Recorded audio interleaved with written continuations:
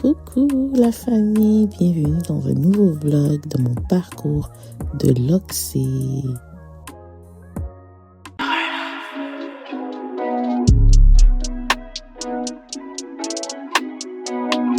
Coucou la famille, j'espère que vous allez bien. Moi je vais très bien.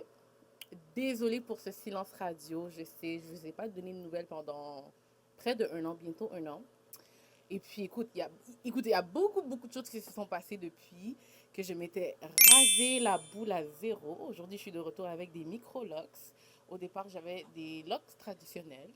Et puis, j'ai eu à tout couper. Je ne vous ai pas donné de nouvelles, pas d'explications.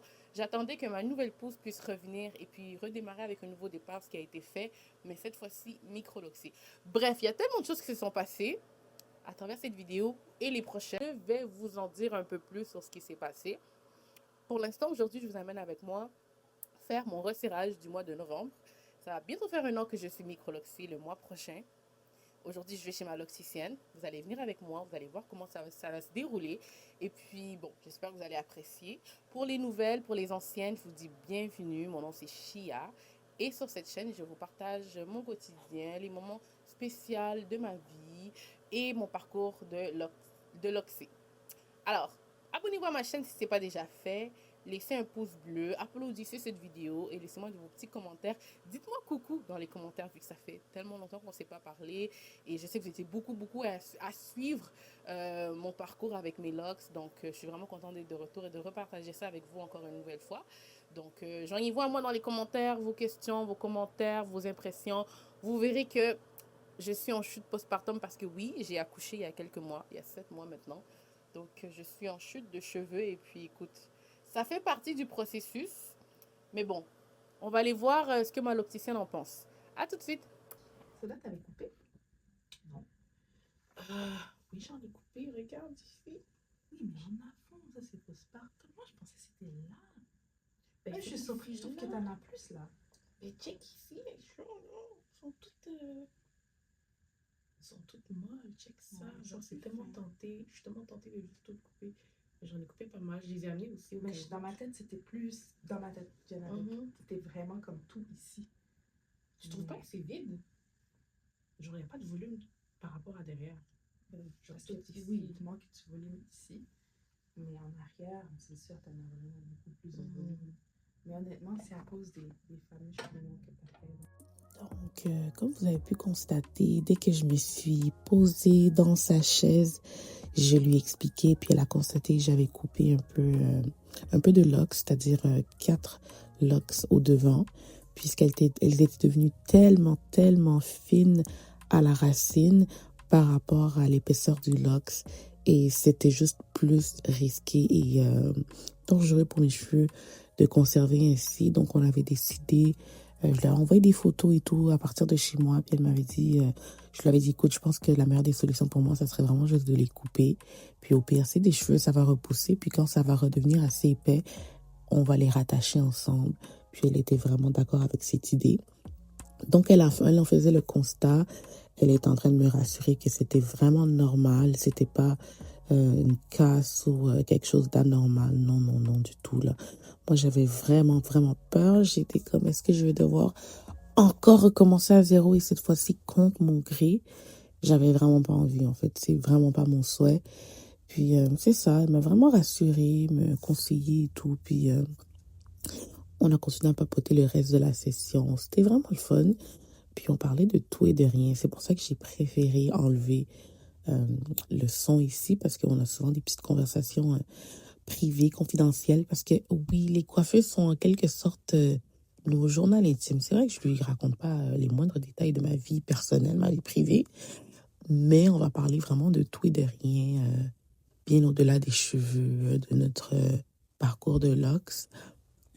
Donc, comme vous pouvez constater, ben là, elle est en train de me parler du produit que j'utilise, qu'elle vend en magasin. C'est un gel hydratant super bon. Ça sent tellement bon. En tout cas, je vous mettrai une photo vers la fin, là, que vous puissiez voir à quoi ça ressemble. Les gens qui sont super contre le 2 points, mais moi je suis super pour le 2 points. Ça dépend comment les gens le font. Puis des fois, ils font le 2 points avec des crochets plus gros. Ou... Il y a une technique de le faire. C'est pour que ce soit efficace. Tu le fais avec un truc plus petit, vraiment. Moi, je fais ça. Ça fait, quand je passe, ça fait moins mal. Puis je suis capable d'aller chercher comme plus d'amplitude. Genre, je resserre, puis ensuite j'y vais. Mais des fois, les gens vont faire ça, puis ça donne des bulles. C'est là où c'est pas cohérent. C'est pas tout le monde qui peut bien faire le 2 points.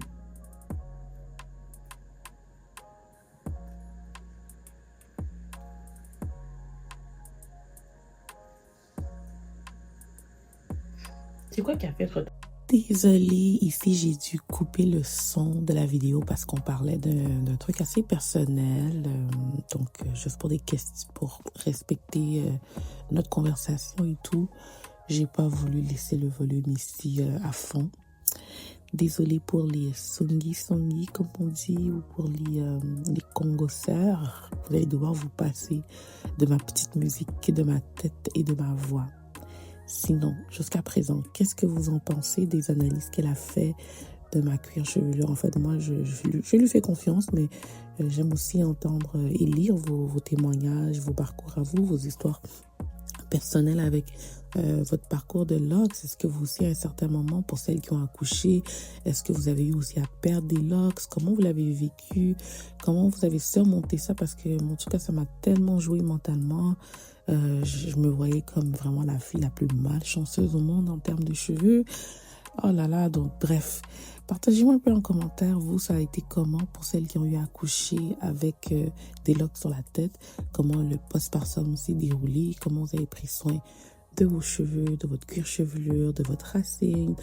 Quelles vitamines vous avez pris? Comment vous avez peut-être changé votre alimentation en conséquence? Bref, dites-moi tout.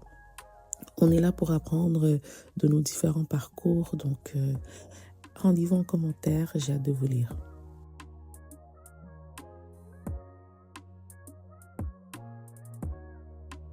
En passant à ce stade-ci, c'était devenu pour moi une séance de massage crânien.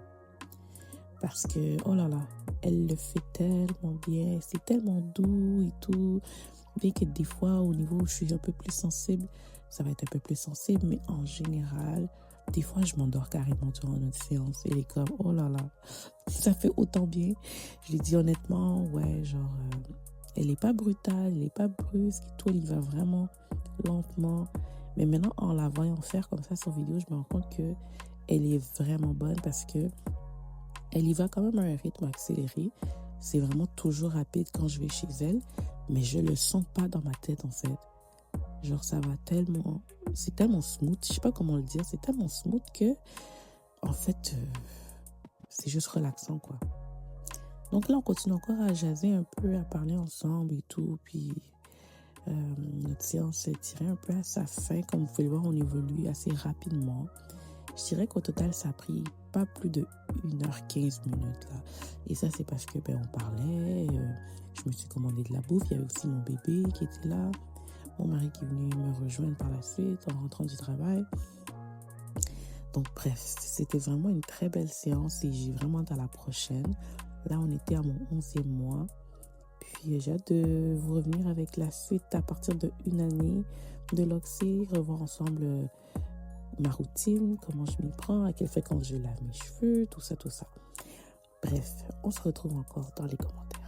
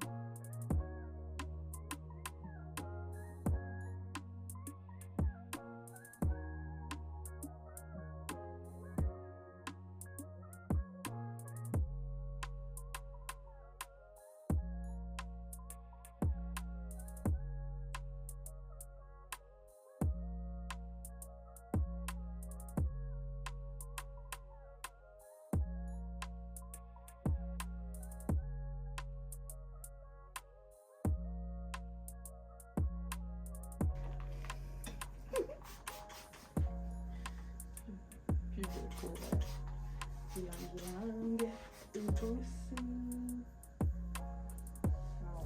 Et voilà à quoi ressemblent mes cheveux après mon resserrage du 11e mois. Oh là là, je suis tellement en amour avec mes cheveux. Je suis trop contente, j'aime le résultat, j'aime comment c'est beau, c'est pas, ça évolue en fait, c'est pas encore là où je veux que ça soit, mais on y arrive et puis c'est juste tellement magnifique. Je suis trop contente. Merci à ma locticienne des là, on est au lendemain matin de mon rendez-vous chez ma locticienne qui a eu lieu hier. Hier en rentrant, j'étais KO, bébé était KO, mon mari était KO, donc on est rentré, on a soupé, on s'est posé, on est allé dormir direct. Et c'était pas une nuit vraiment pas facile, en tout cas. Bref, voilà à quoi ressemblent mes cheveux après mon resserrage du 7e mois.